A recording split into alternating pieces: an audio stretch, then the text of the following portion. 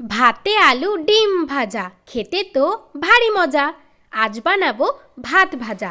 তোমরা দেখে নাও আমি কিভাবে বানাই। ছোট্টবেলা থেকে মা আমাকে এই রান্নাটা করে দিত, খুব ভালো লাগতো, খেতে তো দারুণ। তোমরা কিন্তু বাড়িতে অবশ্যই করে খেও, আর আমাকে কমেন্টে জানিয়ে যাও কেমন লেগেছে তোমাদের এই রান্নাটা। আলু পেঁয়াজ লঙ্কা কেটে ধুয়ে নিয়েছি, আর ভাতটাকে বাটির মধ্যে নিয়ে নিয়েছি। এরপর ডিমটা ফাটিয়ে লবণ দিয়ে গুলিয়ে কড়াইতে ভেজে নিয়েছি ভুজিয়ার মতো করে। আলুটা লবণ হলুদ দিয়ে ভালো করে ভেজে নিয়েছি যাতে সেদ্ধ হয়ে যায় তাড়াতাড়ি। এরপর কাঁচা পেঁয়াজ আর লঙ্কাটা দিয়ে ধনেপাতা দিয়ে ভালো করে নেড়ে নিয়েছি। ভালোভাবে ভাজা হয়ে গেলে ভাতটা দিয়ে দেবো। এরপর স্বাদ মতো লবণ দিয়ে সুন্দরভাবে নাড়াচাড়া করে নামিয়ে নেব। দেখো দেখো কত সুন্দর হয়েছে। এরপর গরম গরম পরিবেশন করুন ভাত ভাজা। এরপর পেঁয়াজ কুচি, ধনেপাতা কুচি আর ডিমের ভুজিয়াটা দিয়ে পরিবেশন করুন একটা কাঁচা লঙ্কার সাথে।